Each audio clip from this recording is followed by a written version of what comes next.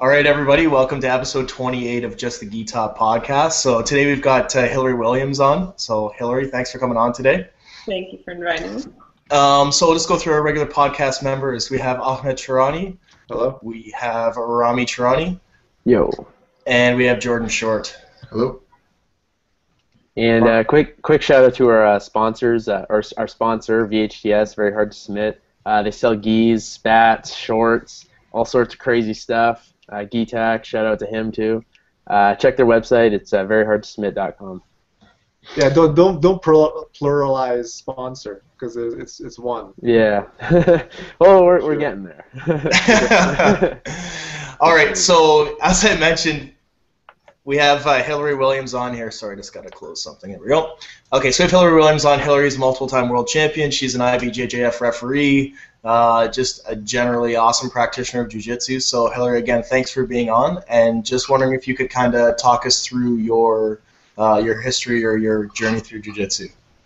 Okay, I started Jiu-Jitsu in 2006. I had a friend who went to like punk and hardcore shows with me that lost about 100 pounds in a year, and I was like, "What you do, bro?"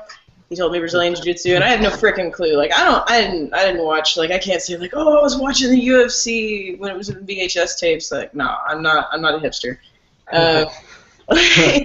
I just started. I went and I watched it, and I was like, "Okay, well, I'll do kickboxing. I'm not gonna roll on the ground with sweaty dudes. Thank you very much."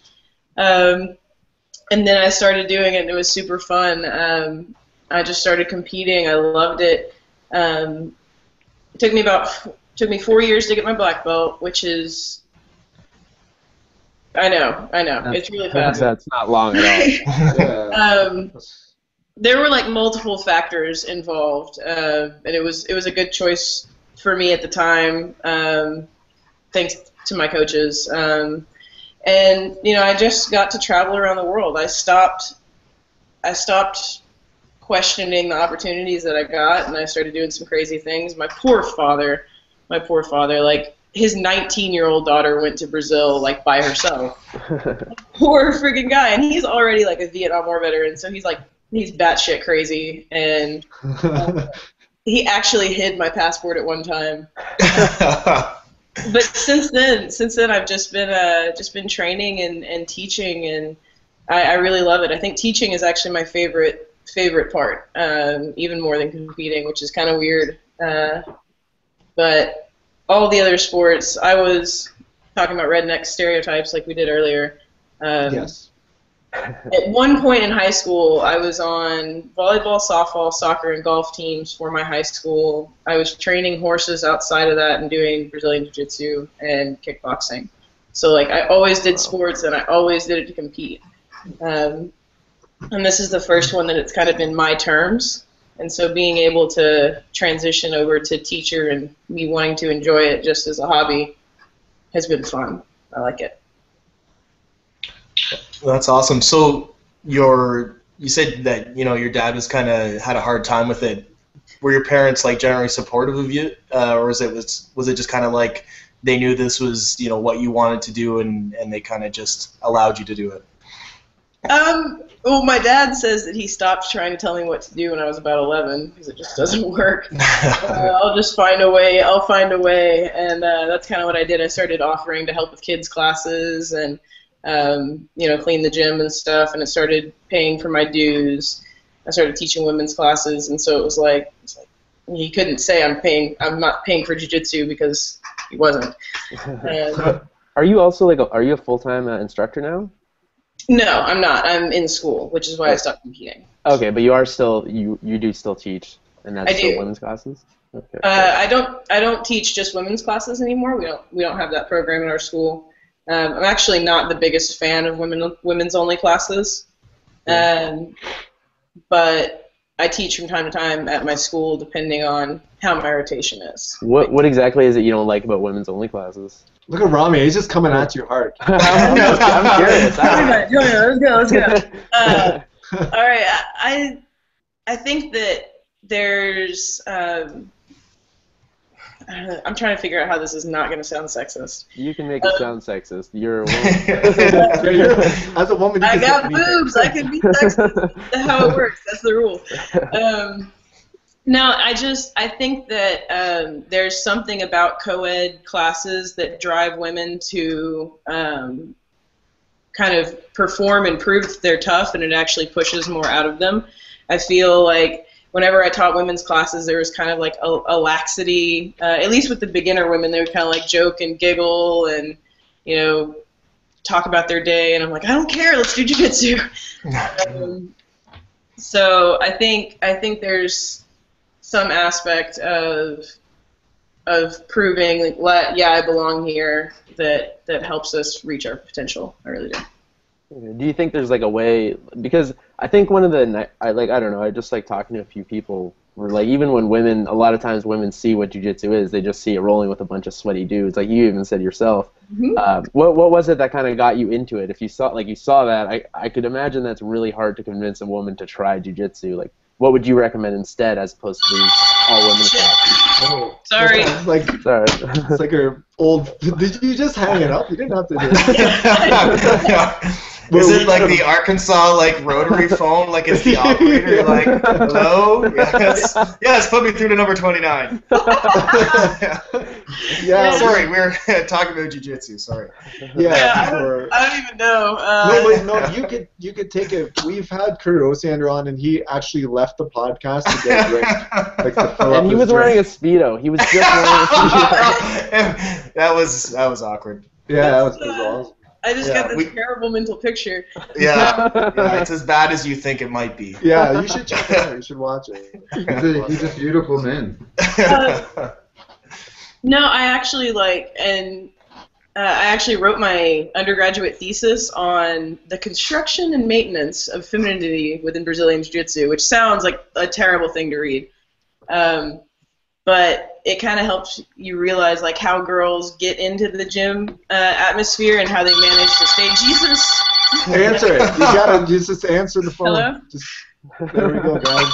So, Motherfucker! did you pick it How up? is it Like, still ringing? you just don't talk to the phone. Like, How does the phone ring while you're on the phone? All right, guys. Well, this hasn't happened to the Kurosiander podcast. Yeah, so this we can take a sponsor BHTS, veryhardtosubmit.com. Shout out to Gitac. Yeah. Check out Pohada gear too, because Yeah. it's pretty awesome. Check out Oh my Pohada. God. We're working out more deals with them. Hillary's back. Oh, hey, Hillary, how's it going? You want to know the worst thing? So, the person that called is the attending boss doctor of the specialty that I want to do at my hospital. Okay, wow. Yeah, don't hang up on that No. person. Yeah. yeah. I'm gonna let that go to voicemail. It's like your old, like you have voicemail. That's amazing. This is my parents' house. I went up to my parents' house. That's why I don't know how many Just for numbers. us. That's how respected this You guys. podcast is. Hillary Yeah. Williams will actually drive, like, I don't know how far you have to drive in Arkansas. It's probably a long time to get to the I had to drive up the mountain. She rode her horse up the mountain. I live at the bottom of the mountain. I had to drive up. I'm not joking. That's completely serious. Like I live in my dad's. So he thinks, I don't know if it's like the zombies or the communists or somebody's coming to get him. The communist. And so he built this like end of the world shed bunker thing down there that's like off the grid. Is this like he legitimately built an end of the world shelter? Yeah. Oh, and that's so amazing. like I decided do to that? move. Is I he on that just- show, like Doomsday Preppers? No, he's not. Because, and like, okay, I would show you. I was trying to pull up this podcast on my parents' computer to see if the internet would actually work. I had to rip the Band-Aid off of the webcam. One time he figured out, like he accidentally opened whatever it is, like Photo Booth or something, and freaked out. There's like 3 random pictures on Photo Booth. They're like, and he thought like the government was watching everything. We need your dad on the podcast. Can you no, I'm just joking. Don't do that. It's pretty.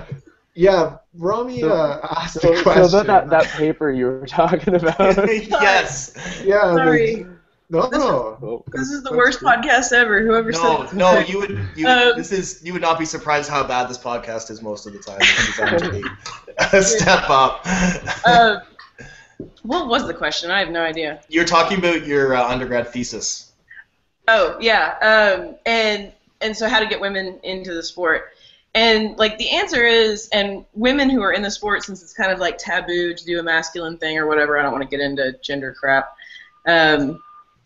but it's difficult. So we kind of paint ourselves as better to make it okay. So you'll hear girls say like, "Oh, it's only for the tough girls," or "It's only if you can handle it," when really like a bunch of girls just don't like rolling around on the ground with sweaty dudes.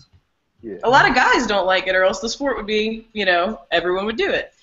And so I think there is just kind of an inherent, like, people who are willing to be rough and tumble, and it's normally girls with brothers, it's normally girls who grew up playing contact sports. I did comparisons with boxing and judo and everything. And usually it's girls who played contact sports early that end up picking up a combat sport in adult life. So like with what you found, did you find like having like from what you're saying that having just a strictly female class doesn't really help draw more people to jiu-jitsu? I think Or more individually women I think it would help the transition, certainly, for them to kind of feel comfortable if they saw a couple more girls in the class. And obviously schools like Leticia Ribeiro, where they've got tons of brown and black belts, then you've got a very serious, very professional training environment. But it's that awkward in between that I don't think has much benefit, where it's just kind of like, a 6-person girls class. I don't see the point. Okay, for sure. What about so you know what? Let's go into some of your accomplishments. I don't think we really Stress touch on those. Okay. Yeah. So people should know. Yeah, like some of your accomplishments and whatnot. So again, we're talking offline. So Hillary Williams has a wiki page, so you should check that out. It's got everything on it. I'm not gonna read all of them because there's a lot there. Don't hack it and change it. Yeah, no, I could do that. It's actually maintained by it's maintained by Ahmed. Yeah, I've been since 2000, whatever. Anyway, but yeah, no. So just really quick, you have some really big ones. The big one, and actually, I just finished watching a video of your Road to Worlds in 2010. It was brown belt and black belt. I don't know if you know that video exists. I'm sure you do. Yes. But it's pretty cool. It shows how. I forget the names. I'm sorry, but I do know you faced Kyra Gracie. Mm-hmm. Yeah, you lost her. She went to pass. You turtled. I think she bow and arrowed you or rear naked choke. I can't remember. And then you won your next 2 matches in a very close split decision at the end for the gold.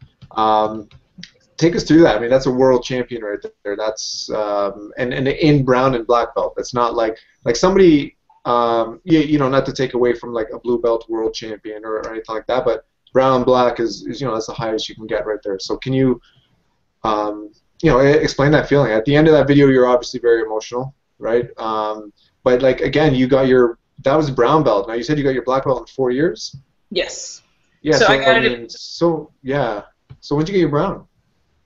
I got my brown after 3.5. I spent like 7 months at brown belt. But it was so Kira I actually faced in absolute. I didn't face her in the weight class, or else I wouldn't. Oh, sorry. Okay. Okay. Yeah. Go ahead. So I won middleweight, and there were only 4 girls, so we only had 2 matches. I wish I could say I had 9 matches or whatever, but divisions are still small.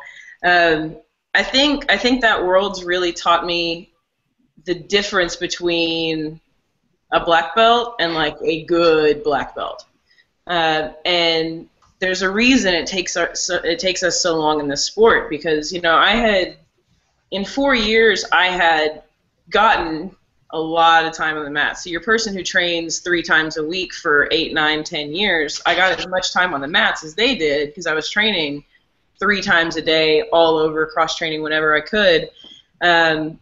But the difference that you can see that really takes time is the experience to know when to act and when to wait.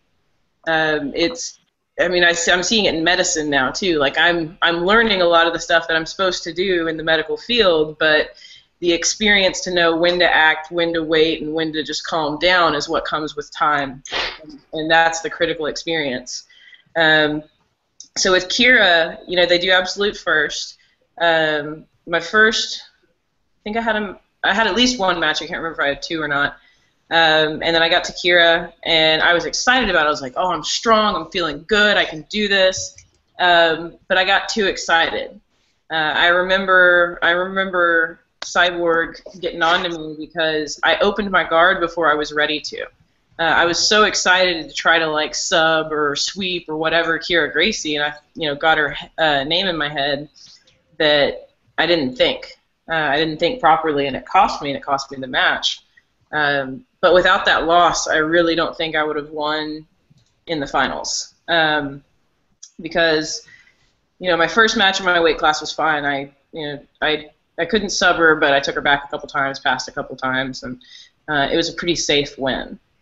When I got to the finals, it was Carol Gelazer, who was on the national Brazilian wrestling team, and she's a black belt. She'd already won world championships at black belt when I was a white or a blue, I think.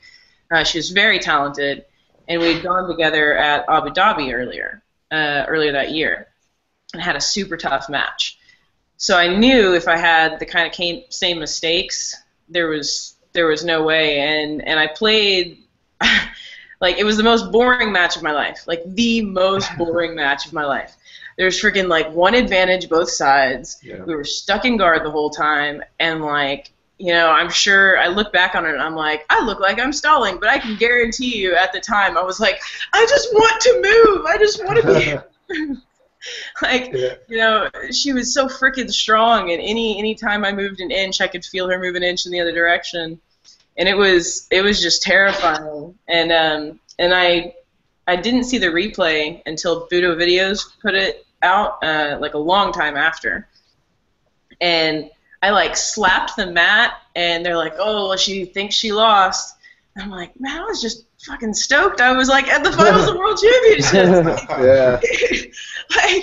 Friggin', of course, I'm just letting out nervous energy. Holy hell. And there were three. I don't know. This was at the time. This was before I started working for IBJJF, and so I swear referee hatred is the jiu-jitsu equivalent of racism. You're not sure if what you're saying is true, but god dang it, someone told you beforehand, so I'm gonna repeat it. Yeah, that's true. So I was like, it's 3 Brazilian refs. I'm not gonna get the decision. She was on top. I'm not gonna get the decision. Now that I'm a referee, I'm like, oh. Well, those things don't really matter. Sorry, someone gonna. No. This is your story. Yeah. So your hand got raised, obviously. And I just collapsed. I was just like, oh, I'm gonna cry now. And it was pretty surreal. It was I really as surreal as it was. I never had that moment that I should have had, I guess, or that kind of elated day, because if you watched the video, I'm sure you saw the end. I had a friend die from a PE who had been there at the World Championships with us. He passed away about 10 minutes after my final. Oh yeah, that's right. There was in memory of at the end. That's right. Yeah. Oh. So that was Cyborg's best friend, and he was the Rock at your gym, the guy he's not going to win the World Championships, he's not going to be your best training partner, but dang it, if you're trying to sleep in during 10 a.m. training, he's going to be knocking on your door. Yeah. He was that dude, and it was it was a big loss. So yeah. Yeah, crazy. After that, again, the next year, you got third in Pans and third in Worlds again. Yep. What was different from the previous year now? obviously people know who you are now. Like maybe, but mind you, you also got first in the pans just that same year as well, right? Yeah. So did what was it that were you still a relative unknown? Do you think, or people knowing who you are now? Were they training specifically for you, or? No, I'm not like sorry. I'm pretty much asking you why didn't you win Worlds the next year? which is fine. Like, but in a nice way.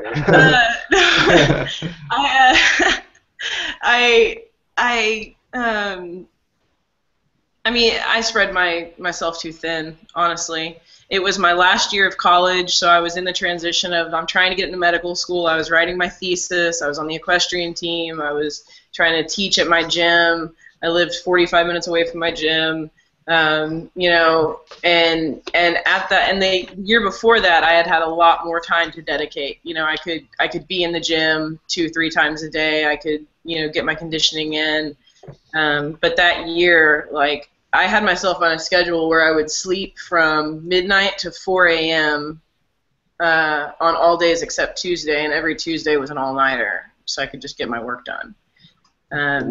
And that's not a feasible way, and it shouldn't be. I shouldn't be able to win the World Championships or the Pan American Championships training like that. This should be something that you have to dedicate, the vast majority of your time to in order to win, because it's, and that's what the other girls do, so they deserve it. What was your schedule like when you did win Worlds and Pans that year versus the following year? Yeah, take us through a training camp, like kind of. Yeah, that's a good question. Like, well, what did you do? So in school, out of school.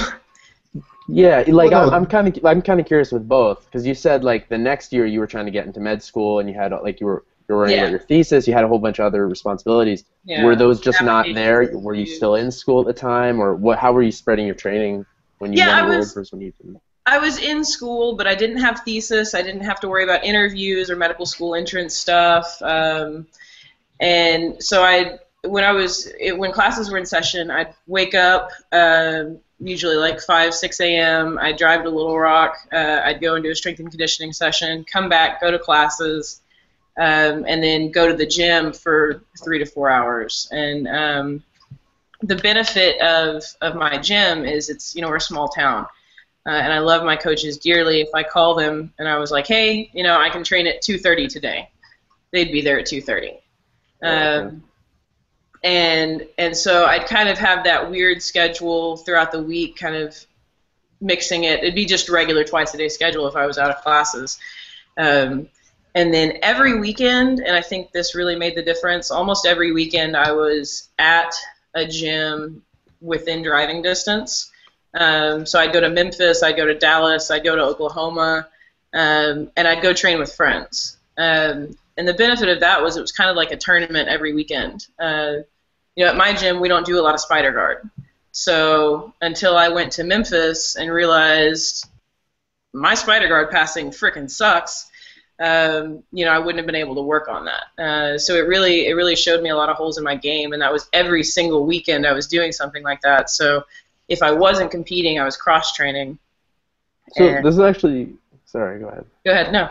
No, so this is actually something I'm kind of curious of, because I graduated last year, but I remember trying to train. Like, keep in mind, I did not train nearly as much as you did. But like, I would try to train in the morning, for instance, and then right after I do that training, I try to go to class, but I'm just fried. Did you find like there was something, like, did you have to was that a big problem for you, or did you just kind of deal with that as it came along? I had the exact opposite, because I would feel freaking great. I never had to study during undergrad. Like, I breezed my way through. And then I got into medical school and started not exercising that much. And I got antsy. I got anxious. They had to put me on freaking medication, like, ADHD or whatever that crap is. This is coming from someone who's going to be a doctor. Whatever it is. I don't know. Yeah. No, like, I hate it. I've since stopped taking it again. I can't handle the medicine. But it was like calming me down enough to study. I didn't realize how fast my brain works normally.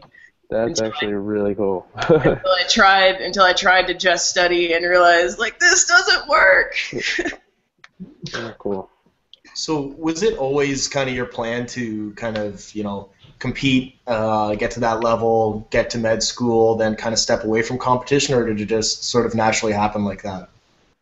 I always knew I was going to go to medical school. I mean, not always. First, when I was a kid, I wanted to be a velociraptor, but then I changed to medical school. Gotta set the bar low, and I always knew I was going to stop for that, but I had no idea about the level that I was going to reach. Like, I mean, I remember telling myself if I graduate as like a 3-stripe purple belt from college, like, then I'm good and I can deal with that, and I'll probably get my black belt, 10 years after that when I finish school. But my coaches really played a big part in the 4. Obviously, they played a big part in the 4 years. They gave me the belt. But they know how I function and they knew my timeline. I got comfortable when I would be at a belt and I wouldn't have to work that hard to win a match. I would get comfortable being there and I would get comfortable with my level. If they promoted me just a little bit early, they knew I would get self-conscious enough to be like, I gotta train all the time. And so it really pushed me to have slightly early promotions, and they were giving me an opportunity to compete knowing I wouldn't have it ever again. Knowing I'm not going to go back to competition after school. It was great to be able to, like, I can say I rolled with freaking Kira Gracie. Unfortunately, the picture of her bow and arrow choking me is like on a national magazine in Brazil. I was just like, the hell, like, of course. But I got smushed, like absolutely smushed by Hanette Stack, and I freaking loved it. Like, she's one of my idols. I got to like travel to Abu Dhabi, to Barcelona. Like, I'm not gonna complain. I got super lucky. Really quick, just going back to your black belt in 4 years. That's amazing, right? And we've had Kid Dale on, who also did it in 4 years, and I think that was it. But he pretty much said what you're saying.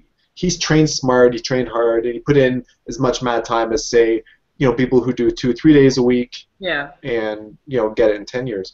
But right now, that's 2010, a couple of years ago. So now compared to today, we're seeing a lot, and I'm sure you're seeing it as well. You have people who are putting a lot of mat time, like probably 7 hours a day, and they've been doing it for years. And they're still maybe a purple belt or something like that. So would you say the standard has changed now, or has the game just gotten really good now? Like, I'm not really good. That's kind of bad wording. I don't mean it was not good back then, but I don't know. Has the what I'm trying to say? Yeah, right? I got you. I got yeah. you. You're good. I think the difference is it's gone from a hobby to a sport. Like, this is something that now a very legitimate number of people are starting saying, I want to make my living off of this. And so, they're training more professionally. The internet is better for more than just porn, as it turns out. You can share jiu-jitsu videos.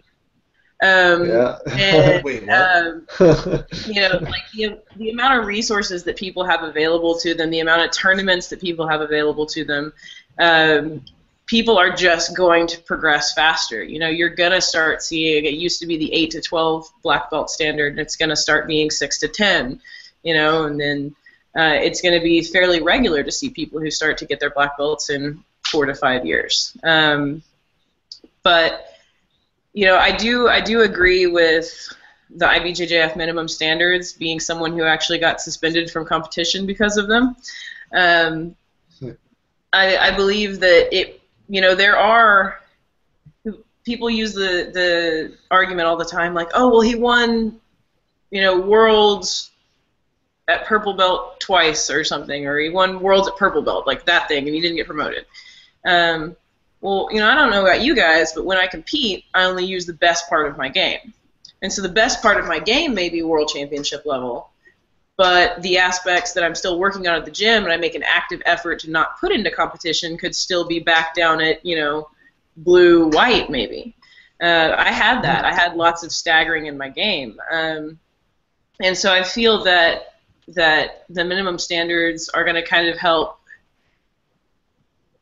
push the standards. So if you have someone that's just wrecking everybody at purple belt, but they've only had it for a year, it's going to only encourage the purple belts to increase their level and make that division more stacked, and then he'll just move up when he finishes that next 6 months.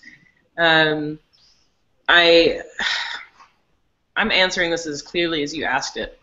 No, it's good actually. I really like the point of when you compete, you only bring your A game, but there might be aspects of your game that are maybe a white belt level. Like for example, my stand up is like white belt level. But like, believe it or not, it's actually like. But when he competes, he's world champion level. Yeah, but you know, Ahmed stand up is at about a kid's 3 level. No, but Ahmed's warming up is world championship. Ahmed's on the warm up mats, just doing shots and like judo entries and like he's doing like ogoshi entries and stuff like that. And then I don't even know what that is. Like an ogoshi, you know what you're saying, but like, they look perfect.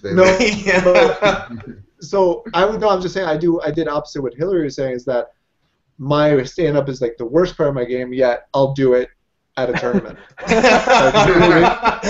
never trained it before. Yeah, never. And I'll say, I think I got this. And then that's very not the best strategy.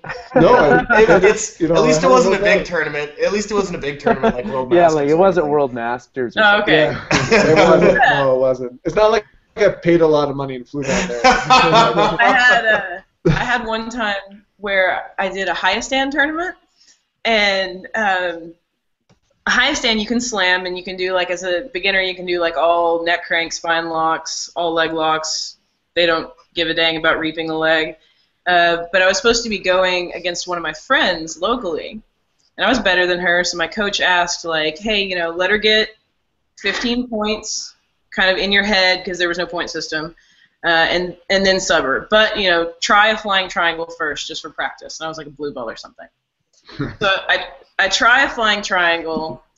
I give up on the flying triangle halfway, like, in the air, and just do, like, a really awkward guard pull. And my friend promptly leans back, jumps, and just spikes me on the and I just remember my coach being like, screw the plan. Get her. Like, yes, sir. So, yeah, there are some interesting rule sets at tournaments. Yeah, I mean, have you done any? Have you done anything since then that's been like that, but at a higher level, like heel hooks, example, stuff like that, or?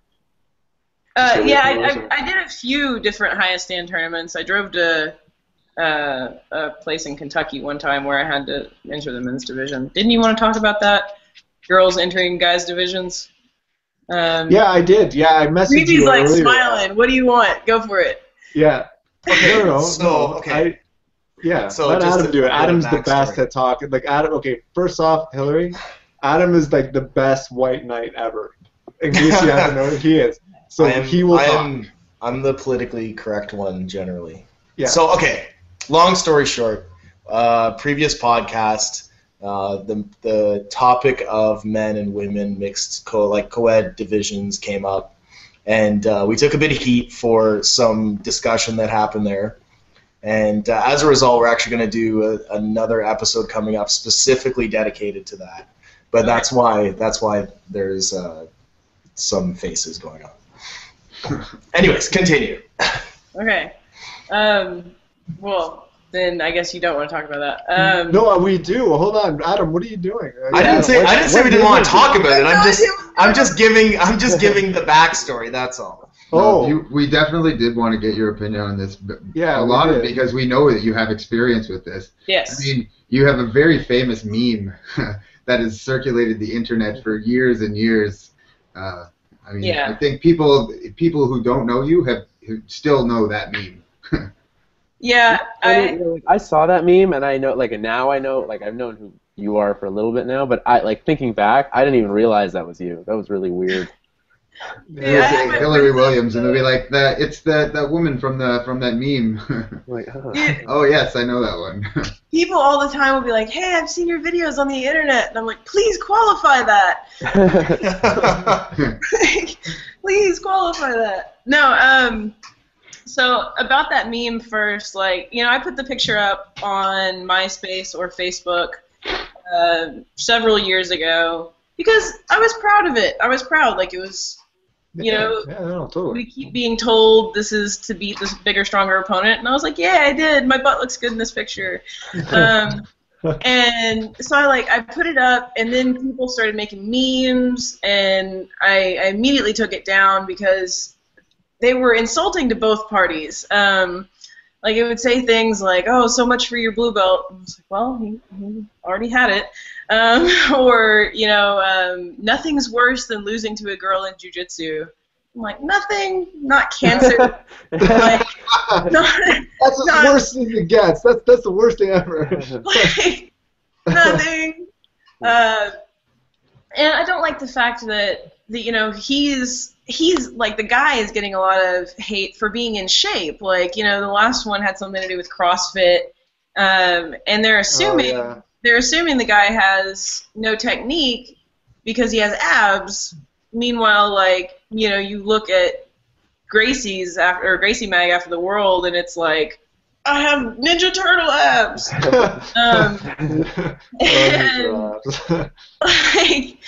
I think it was.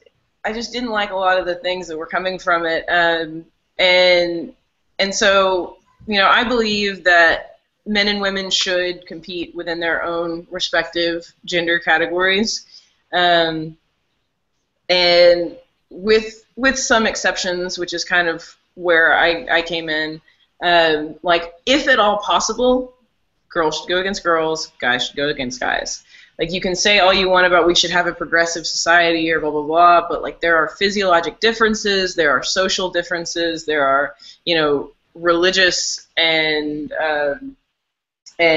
just kind of like cultural aspects that sometimes make people not comfortable. Like, I've seen girls who roll at tournaments in like low-cut sports bras, and then you've got a guy who's got his wife there. It's kind of uncomfortable, There are a lot of issues that can come up that aren't necessary if there are sufficient competitors on either side. Whenever I would compete, like that famous picture, I flew to Florida and then drove another 3 hours, and they were like, yeah, we're going to have girls, and they didn't.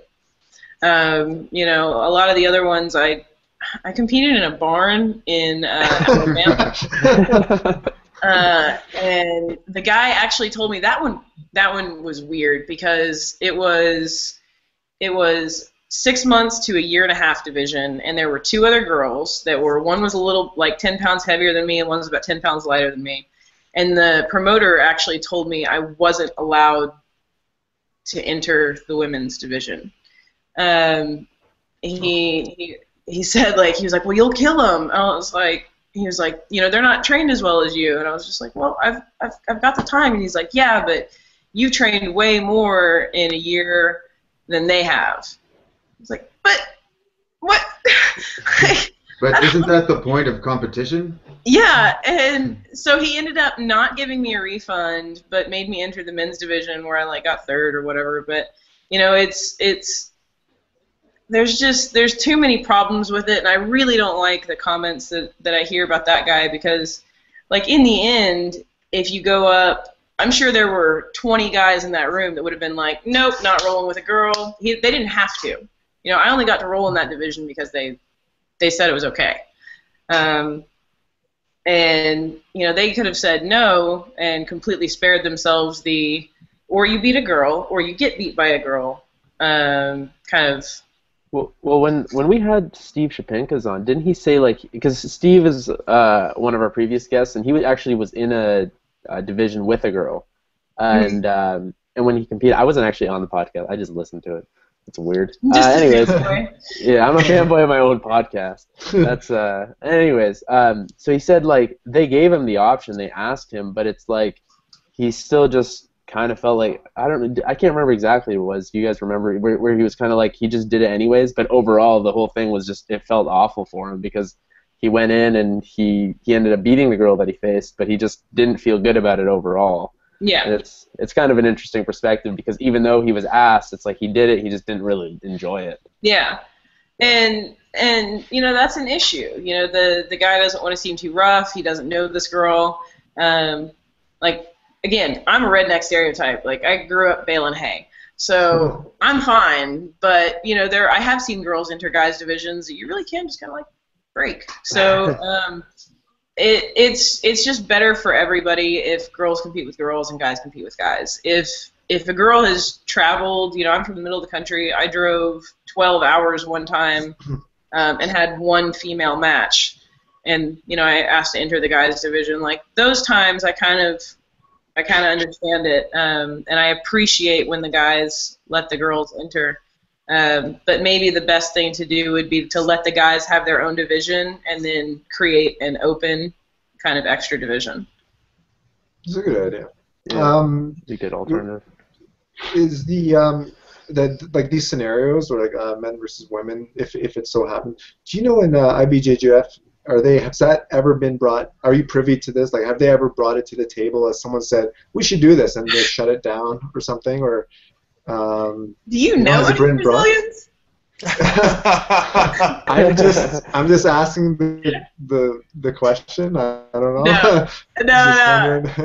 That would never, ever, ever, ever happen in ever. Well, it's funny too because like just on the fact that it's not really, and I don't know, maybe it does, but you don't really hear this topic come up in other sports. But it seems to be kind of a prevailing thing as women's jiu-jitsu gets bigger. But you know, you don't hear. Go ahead, Rami. No, it's just like I think that's just because jiu-jitsu is founded on that idea where the smaller person can beat the bigger person. Like even what Hillary said, she was really proud of that moment because it's like she was smaller, that guy had abs, and I mean she beat him. Which blows my mind. I mean, he had abs. He had abs. He had abs. How did it work? Ahmed has abs, and nobody has ever beaten him. Never. No, ever. So no. Male or female. No, that's a very okay. So IBJJF, you're saying. No, that would never happen. No. Okay. I mean, you kind of have to understand Brazilian culture a little bit, and it's, you know, the genders. I'm not saying like, oh, it's a sexist, paternalistic, like no, but you know, the guys are very macho, and that kind of thing would not fly. Yeah. Okay. All right. We'll leave that. Thanks for your opinion on that. That was awesome, and we're not gonna dive into it or anything like that. That's great. But let's go into.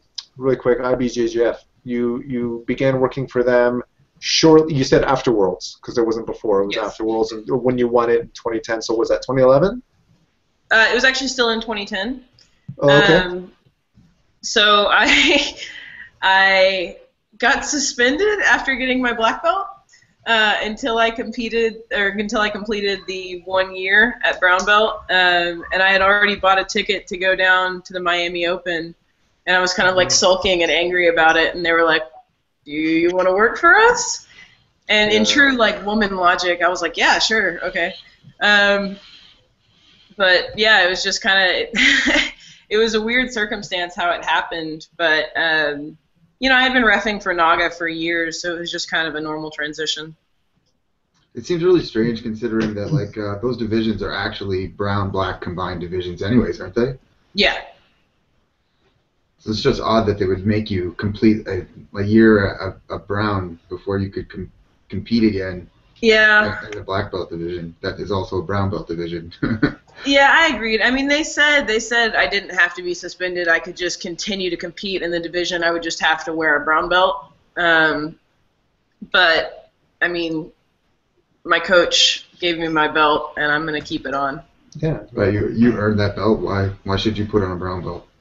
Yeah, so, but you know, like I said, I do now, I'm on board with the minimum requirements, even though it was kind of like a weird enforcement of it because of the brown-black division. You know, if it was a guy in my situation, he would have only had the option of getting suspended, so I think it's fair. So are you still working with the IBJJF? Are you still actively reffing, or? This year I haven't done anything. I haven't gotten updated on the new rules. I don't plan on going to Pan Ams. I'm not sure. I'm going to be working when Worlds happens. So it's just, I'm in my clinical year of medical school, and it's killing me. So I've just got to focus on this right now. So are you? So I'm assuming the answer is no, but are you up on the new potential rule changes, like with the head outside single or anything like that? I'm not. I'm sorry. No. I would only feel comfortable commenting if I had been to a rules meeting and could, walk through the discussion, but I haven't, so I don't want to mislead anybody. Are you still on the IBJJF payroll? Meaning, is there a spot for you all the time that you can return type thing? Sorry, maybe I may sound very formal. Like, are you on the payroll? I'm definitely not on payroll. I can tell you that. Yeah. No, but can you come back anytime type thing? I think so. I really like the guys. I think there's a lot of misunderstanding. The thing about this kind of internet culture, and I actually posted a comment on it, or an article about the loss of expertise. So everyone now wants to be an equal participant, and so there's a lot of animosity that comes up when a white belt's like, I got DQ'd, those are corrupt rules or whatever, and everyone has their own preferred way. All 5 or 6 of us would all have our own ideal rule sets that would each be completely distinct from the other one. Our bias puts into how you like the rules, and so I think there's good intentions on some of the controversial rules like reaping, where I, for instance, would differ. I think brown and black belts should reap, but at the same time, and this is coming from somebody who always played sports, there are rules in softball and soccer and golf and everything that I played that I thought were silly. But I'm of the mindset that, when you sign up for a tournament, you just compete under their rules. Maybe that makes me boring. But, I think that it's really complicated. It's always going to cause a lot of frustration because there's no net, there's no objective scoring. There's no such thing. There's not a hoop. There's nothing like there are in the other sports. It's just 2 humans and another one watching them live. You're gonna have errors. You're gonna have gray areas. You're gonna have things that hurt people and don't hurt others, and you're gonna be constantly chasing after the rules. So I think any tournament has a hard time kind of keeping the public happy. At least in my experience, I've never worked for an organization that has kept everyone completely happy. But I think there's potential. I really do. I think the one thing that, from tournaments that I've seen that is just mind-blowing about BJJ that you don't see in other sports too is that a lot of people get mad at the refs because they don't even understand the rules of the tournament that they're competing in. What other sport do you see, somebody shows up for a softball tournament, they don't know how to, score softball? Not never. It's not crazy. Never. Not never, but still, it's the amount of people that don't understand the rules, don't understand what reaping is, don't understand how points are scored. And competitors. Yeah, how many times at a tournament do you see somebody get a reversal from side control and the coach is flipping out wanting the points, right? It's mind-blowing. It's mind-blowing, and I think that is what makes people so angry at refs, or a big contributing factor. Yeah. And that's a ton of it. That's a ton of it. I would say 9 out of 10 complaints, if not 19 out of 20 that I get are me just having to explain the rule to the person and say no, it's actually this. And it's kind of, most of the time it's oh, it's 40 pages long. I'm that's... It's got pictures. It's literally got pictures. It's a 40-page long document with pictures. It's and X's and check marks. Don't do this, do this. It's half pictures, and it's shorter than the rule book for soccer. It's shorter than the rule book for golf. Like, I think there's an aspect of laziness and entitlement that really frustrated me. You could go to any major tournament still and ask black belts, and 50-50 they're going to say white belts can't ankle lock.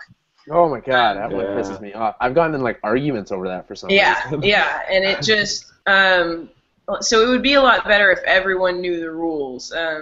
Like I never got DQ'd because I always I'd go to tournaments and I'd study, and that's not just IBJJF. That's when I went to Abu Dhabi, I studied the rules the night before and I studied them the day of the tournament.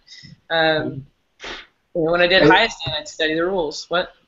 Yeah, no, I was just saying, I've never been DQ'd either. Neither has Rami or Adam. Somebody got left out. but Jordan's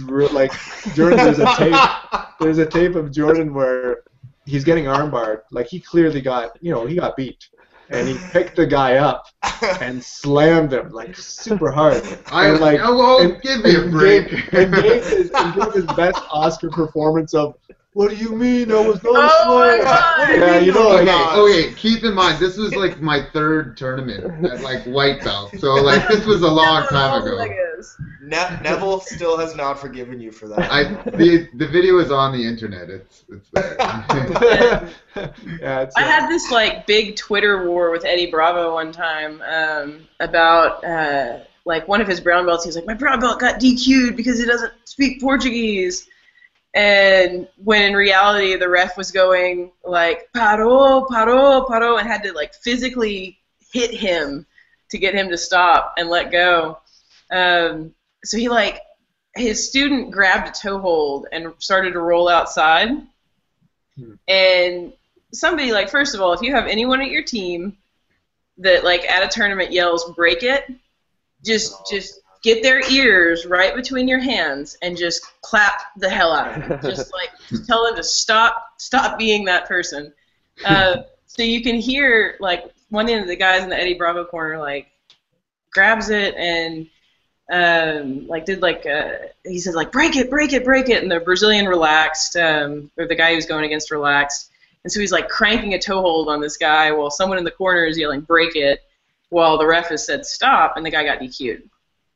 The other competitor reacted in a way that I would have DQ'd both of them, and it was this big thing about just misinterpretation and saying oh, well, this is America, we should speak English, and Eddie didn't watch your YouTube video, did he? Well, see, Eddie was pretty reasonable about it the whole time. He was frustrated, but I really do.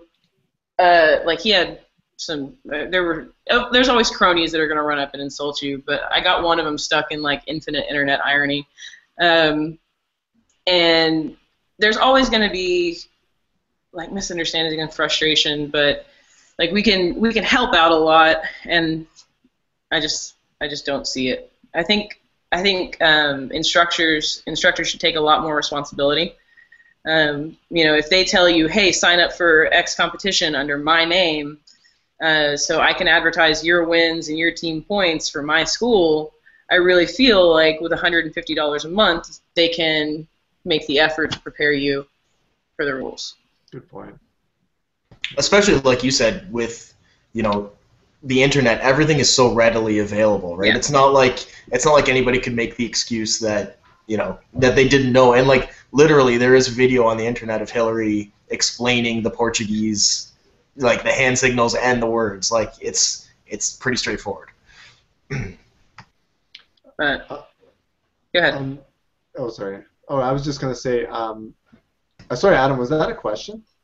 No, it was a statement. I think. Okay, yeah, it's more of a statement. You can go ahead. Adam, I don't want to step on your toes. I just hope no one watches this. Can we please be more polite, guys? So just real quick, we have a couple questions, Hillary, if you don't mind asking, from some other people who may be fans of yours. All right, so. Okay. They're mean. Yeah. Don't ask me. No. They're actually good. Well, you know what? One is about IBJJF, so I don't know if you want to answer it, but it's about them claiming to be a regulatory body for BJJ, and then, so well, if you have any, because it's kind of. Was that? Yeah. No. Okay. Like I don't. Well, I mean, I don't know where. Like, I don't know. No problem. No problem. No worries. Let's leave it at that. Let's leave it at that. Next one is asked by Joshua Frensky. Goes rules for sport BJJ are necessary evil, but at what point do you see them as being detrimental? So, example, do you see them Jiu-Jitsu going in the same direction as, say, Judo and Taekwondo?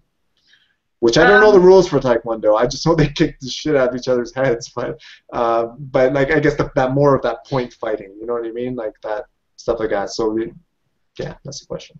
Yeah, and that's one of the reasons that, like, I am not one of the people who's like, let's get jiu-jitsu in the Olympics. I really don't want it there. I don't realistically think it will get there, and I don't particularly want it there, because jiu-jitsu, with its involvement on the ground so much and how we talked about rules, there is no way, and how we said, there's no way you're going to make everybody happy, and there's no way that, like I said, my most boring match ever was my world championship match. When you get two people who are that close to each other, you're going to win by very narrow margins, and so you have to have a very specific rule set which limits activity.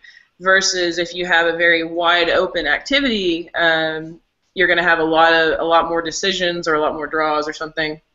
So I like the idea of having, like we have now, kind of multiple different organizations with multiple different values, and you can do submission only, you can do no time limit, or you can do submission only time limit, or you can do ADCC rules, or you can do IBJJF rules, you can do Naga rules. Like I kind of like that variety. I understand it raises some issues with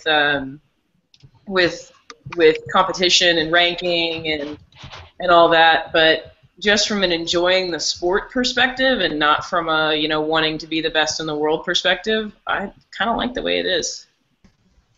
And it's like, another reason I think it shouldn't be in the Olympics, I think jiu-jitsu is a terrible spectator sport. Terrible. It's horrific. Like, even people who love jiu-jitsu sometimes have a hard time watching jiu-jitsu matches, right? And like you said, especially at a high level where you might get a 10-minute match with very little activity, right? Yeah, and it's very nuanced stuff, right? It's grips and it's things like that, but to the lay person that's watching, it's like even a more exciting match, people that compete in jiu-jitsu don't even know the rules. Like, people that are watching, there's no way. Well, it's kind of funny, like, when I moved, because I moved to California, like 9, 7, 8 months, I don't know, something like 8 months ago or something, and I was so excited because that meant I got to see all these, like, high-level people in jiu-jitsu compete at tournaments, and it was going to be so awesome because I get to, all these videos that I watch, I get to see in person.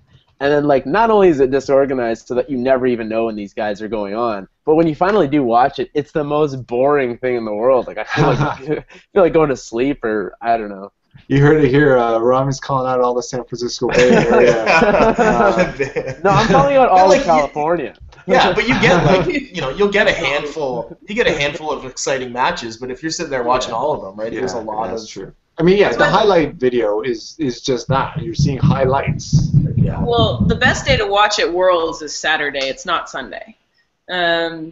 Saturday is when you have the brackets out, so that you have enough of a technique disparity between the good black belts. Because I mean, if you're a black belt and you compete at Worlds, you're solid, pretty much. Period. Versus the exceptional black belts. And so that's when you get to see the cool techniques. You'll get to see the flying finishes and great transitions. But once you get to where everybody's just top tier, like in the semifinals, quarterfinals, and up, it just starts getting slow. It's just how it is. Makes sense. I mean, that's kind of why, like, I don't know, I like high school and college baseball a lot more than I like pro baseball. I mean, it just kind of stagnates once you get really high levels. That's a good point. Yeah, that's a very good point. That's amazing. The baseball thing I can kind of understand. I don't watch baseball, but I get that. I get That's that. because you're not American. No, I'm not. How dare I? How dare I not be American? Sorry, that's pronounced American. Do you notice that Adam has an accent? Just really quick. Do you notice that? Yeah, I'm like sorry and out and about, and I'm just right. I hate all of you. Yeah, yeah. Kurt called me out on it a number of times. He was drunk and he was just yelling at Adam about having a Canadian accent. He's like a boot. Yeah, I love reffing, or I loved when I reffed in Canada so much because, like, you know, I've reffed in Brazil, I've reffed the United States, and like in Brazil they'll just tear your head off.